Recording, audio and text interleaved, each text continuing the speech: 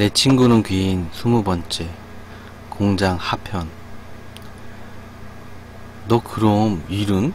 이라고 물었더니 나도 간만에 새로운 일이라 해볼래 이랬고 아버지께 전화하겠다고 밖으로 나갔습니다. 생각 짧은 거 티라도 내듯 금방 히덕거렸고 이건 우리 셋이 놀러온 거나 마찬가지라면서 낄낄거리고 남인 동생 삼식이한테 폭풍 문자를 보냈습니다. 근데 그게 그렇게 즐겁기만 할 게 아니란 걸 이땐 몰랐던 겁니다.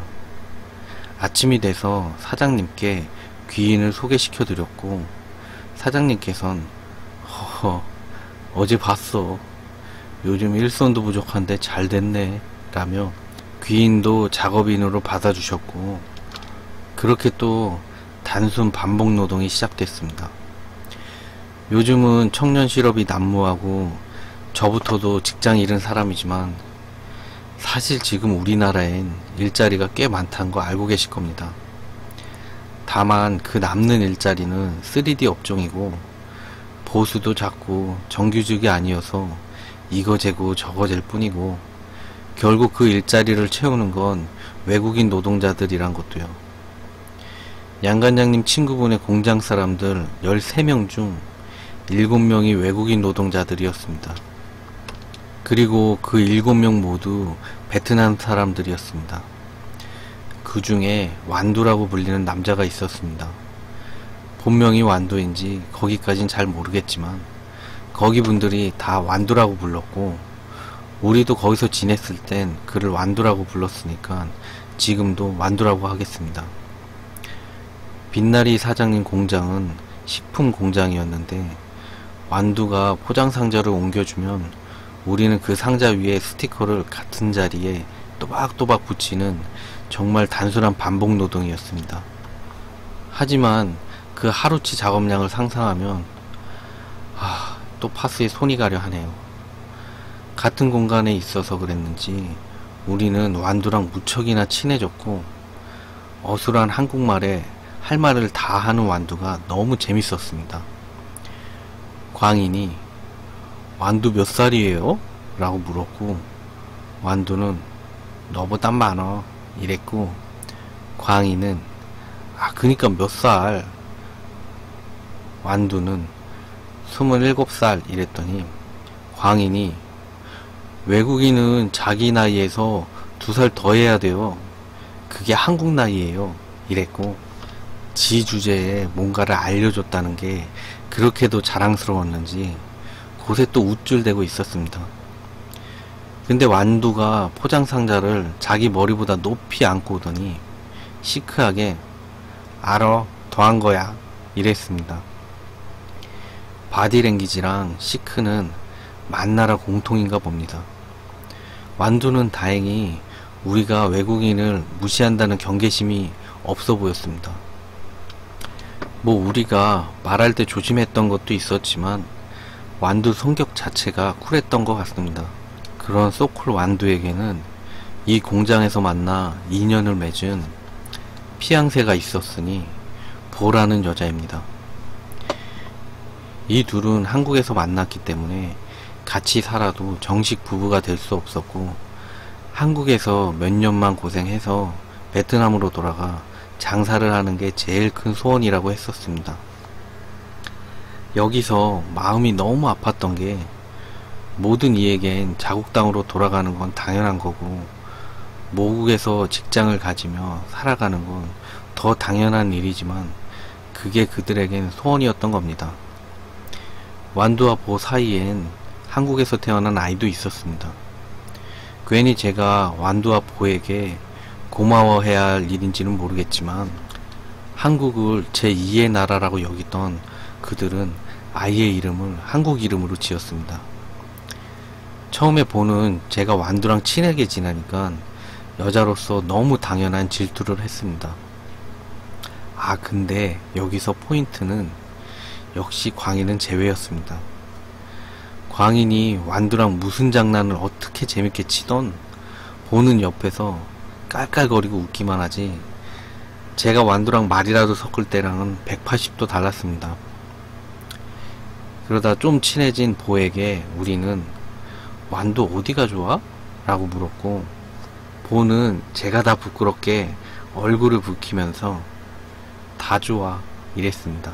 귀인도 저도 광인도 나이가 어린 것도 있지만 아직 제대로 남자를 만나본 적이 없어서 그런가 사람이 사람을 다 좋다 하는 말이 그렇게 신기할 수가 없었습니다. 광인이 왜? 왜? 왜 좋은데?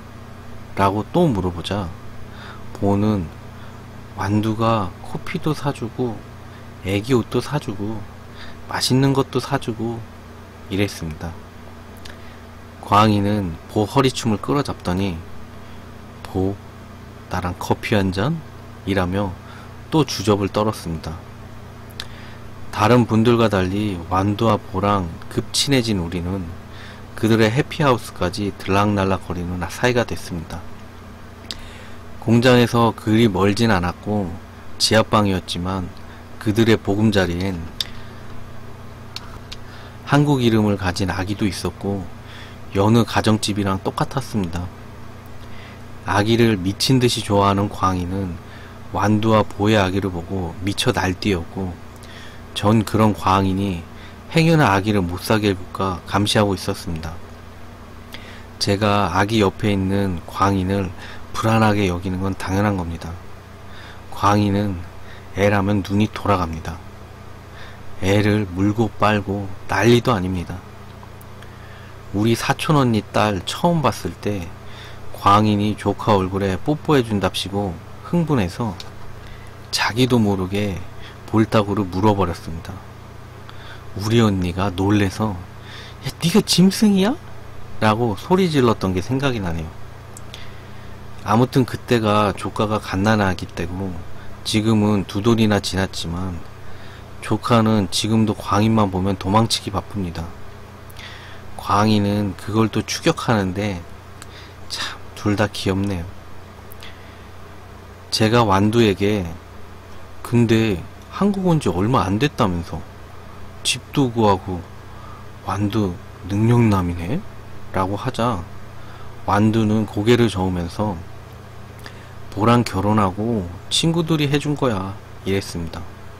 제가 다시 눈을 부릅뜨면서 친구들이 집을? 이라고 묻자 완두가 말하기를 같은 나라 친구들끼리는 타국에서 더 끈끈한 정이 있다 했습니다. 고향을 그리워할수록 서로 더 의지하고 그래서 더 자주 만난다고 합니다. 제일 급한 게 거철한 걸 서로가 더 잘 알기에 같은 나라 사람이 결혼을 하게 되면 작은 식당에 모여서 밥 한 끼 먹는 걸로 조촐한 결혼식을 하고 서로 조금씩 목돈을 모아서 그걸로 집을 구해준다고 했습니다. 완두말이 끝나고 귀인과 광인이 슬슬 제 눈을 왠지 피하는 것 같았습니다. 아마 텔레파시를 받았나 봅니다. 애들아, 나도 시집갈 때 집 사줘. 미래의 제 신랑님, 우리 집 걱정하지 마요. 제가 어떻게든 졸라서 마련해 볼게. 그리고 보는 자기네 나라에서 즐겨 먹는 커피 젤리를 내왔습니다. 광인이 커피 젤리를 보곤 와, 눈은 풍년인데 입은 흉년이네. 이거 뭐야? 이랬고 귀인은 왜 먹어보지도 않고 타박이냐고 광인에게 뭐라 했습니다. 보가 이거 맛있어 이랬지만 광인은 모양이 마음에 안 들었는지 아냐 됐어. 나 요즘 속이 안 좋아 라고 티나는 뻥을 쳤습니다. 보다 못한 귀인이 커피 젤리를 냉큼 집어먹었고 곧이어 와 이거 맛있다 이랬습니다. 저도 먹어봤는데 오 진짜? 라니까 속이 안 좋던 광희는 갑자기 속이 좋아졌는지 낼름 먹어보더니 보 이거 어떻게 만들었어? 이게 우라파 스타일인데? 이랬습니다.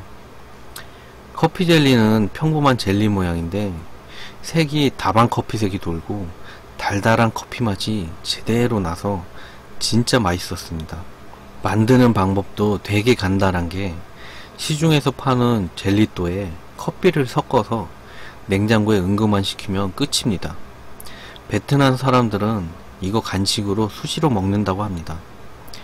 그렇게 광희는 아기에게 물고빠는 못다 부은 애정을 다 쏟아주었고, 저는 외국인 완두에게 세상 얘기도 들어가면서 당직실로 돌아왔습니다.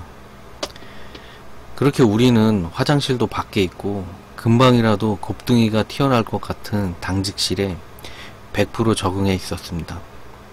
대신 그 좁아터진 당직실엔 파스 냄새가 진동을 했습니다.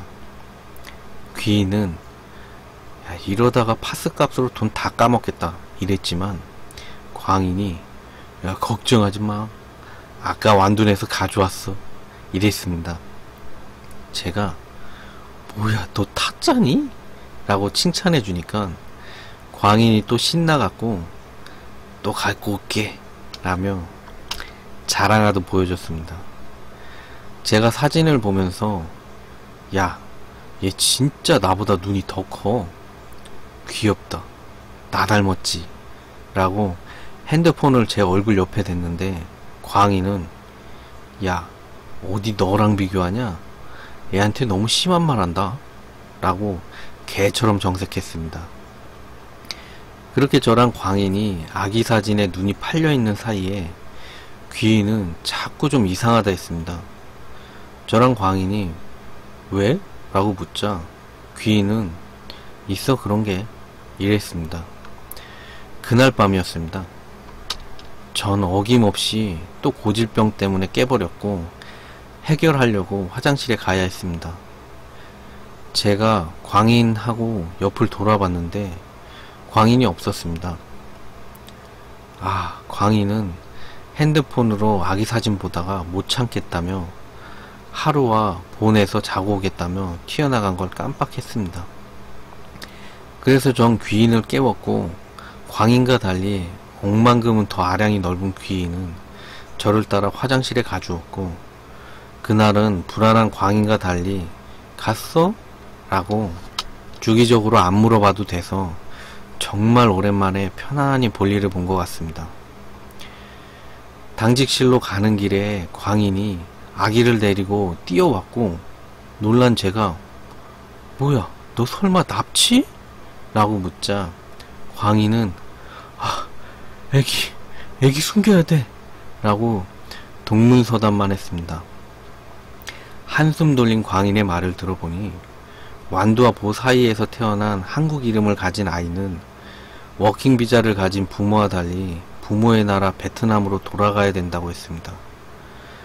보는 아기가 가는 걸 심하게 반대했지만 현실적인 완두는 어쩔 수 없다고 아기를 베트남까지 무사히 데려다 줄 사람에게 아기를 보내려 했고, 그걸 지켜보던 광인이 아기를 데리고 나온 거라 했습니다. 제가 법에 대해서 무식이 깡통이라 잘 모르지만 아무리 한국에서 태어난 외국인 아기라도 부모가 국적 미취득자 외국인 노동자면 어쩔 수 없이 베트남으로 돌아가서 국적을 선택할 수 있는 나이가 돼야 한국 사람으로 인정해준다, 뭐 이런 거 같았습니다. 아기가 엄마 아빠와 생이별을 해야 한다는 게 현실이었습니다. 광인에게 그걸 들은 귀인은 이럴 줄 알았어 라며 보를 봐야겠다고 했습니다. 광인이 네가 가면 애기 여기 있는 거 들키잖아 라고 떼를 썼지만 귀인은 완강했습니다. 제가 광인에게 너 꼼짝 말고 여기 있어 라고 말한 뒤에 뛰쳐나간 귀인을 쫓아갔습니다. 근데 귀인이 보네 집까지 가지 않아도 좀 떨어진 거리에서 완두를 붙잡으며 말리는 보가 보였습니다. 완두는 우리를 보곤 애기 어딨어? 이랬고, 저는 아침에 얘기해 라며 완두를 안심시키려 했습니다. 그때 귀인이 보, 공장에 뭐 갖다 놨어? 이랬습니다. 귀인의 말에 보는 깜짝 놀라서 뭐? 이랬고, 귀인은 나한테 거짓말해도 소용없어. 나 다 알아. 이랬습니다. 그때서야 보는 체념한 듯 우리를 어딘가로 데려갔습니다. 보는 아기만 베트남으로 보낸다는 게 너무 싫었고, 그래서 매일매일 아기 걱정만 했다 했습니다. 그러던 중 한국으로 오기 전에 돌아가신 본의 어머니께서 알려주신 베트남에서 사람의 가는 길을 막는다는 미신이 생각났고, 아무것도 할 수 있는 게 없던 보는 지푸라기라도 잡는 심정으로 해버렸다고 했습니다. 그건 베트남에서 가져온 물건 중에 하나를 태워서 보가 살고 있는 집에서 베트남 쪽을 등지고 있는 방향에 가장 큰 건물 근처 나무에 걸어 놓는 건데, 근데 그곳이 마침 우리가 지내는 당직실 앞에 있는 나무였습니다. 그 미신의 뜻을 알고 있는 같은 나라 사람 완두가 귀인에게 그럴 수도 있지 뭐가 잘못된 거냐며 화를 냈지만, 귀인은 완두에게 당장 내리라고 했습니다. 완두는 뭐라 살락살락 거리면서 보가 태워서 나무에 걸어둔 것을 내렸고, 완두는 나무에 걸려있던 걸 보고 깜짝 놀랐습니다. 완두가 놀래자 마음 여린 보는 땅에 주저앉아 울어버렸습니다. 보가 태운 건 고향에서 가져온 옷이었는데, 그 옷은 보의 돌아가신 어머니 옷이었습니다. 귀인은 보, 이유가 어떻든 옷은 함부로 태우면 안 돼 라고 울고 있는 보를 달래줬습니다. 귀인이 그러는데 그 어떤 것도 함부로 태우면 안 되는데, 특히 돌아가신 사람의 옷은 더욱 그렇다고 했습니다. 우리나라에서도 돌아가신 분이 입던 옷들을 태우는데 그건 당신 옷 가져가세요와 똑같은 거기 때문에 영가는 자기 옷을 찾으러 온다고 했습니다. 근데 돌아가신 지 오래된 분의 물건을 태우면 다른 영가들이 찾아온다고 했습니다. 귀인이 우리가 있는 곳까지 온 건 저랑 광인이 우정 테스트랍치고 장난 전화를 했을 때 이것들이 누구한테 장난질이야? 라며 대수롭지 않게 여기고 다시 잤는데, 그날 저랑 광인이 불에 타는 집에서 못 나오는 꿈을 꿨다고 했습니다. 놀래서 깬 귀인은 우리에게 전화를 걸었지만 우리가 받지 않자 양관장님께 여쭤보고 찾아온 거였고, 저랑 광인이 일을 하고 있을 때 사장님의 안내로 당직실로 갔는데, 당직실 나무 위에 보가 걸어놓은 태운 옷을 만지작거리는 두세 명가량의 영가들이 보였고, 처음엔 이게 뭐 때문인지 파악이 안 돼서 쭉 지켜봐야겠다는 생각이 들은 거라 했습니다. 결국 완두와 보의 아기는 몰래 베트남으로 보내졌고, 그렇게 재밌던 완두와 웃음 맡던 보가 힘 빼고 지냈던 모습이 아직도 눈에 걸리네요. 자기들 아이가 어떻게 자라는지도 못 봐주고, 또 얼마나 오랜 시간이 흘러야 볼 수 있는지도 완두와 보의 심정은 어떨지 생각하면 마음이 먹먹해집니다.